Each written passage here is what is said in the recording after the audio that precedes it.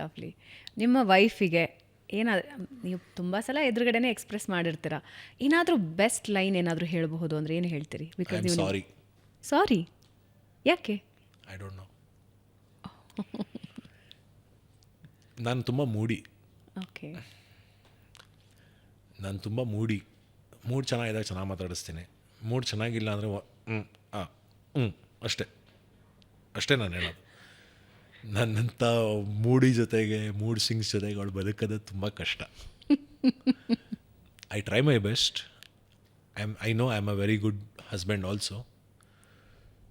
But ಗೊತ್ತಿಲ್ಲದೆ ಅವಳದು ಏನೇನೋ ಎಕ್ಸ್ಪೆಕ್ಟೇಷನ್ಸ್ ಇರ್ಬೋದು, ನಾವು ರೆಸ್ಪಾಂಡೇ ಮಾಡಿರಲ್ಲ ಎಷ್ಟೊಂದು ಸಲ.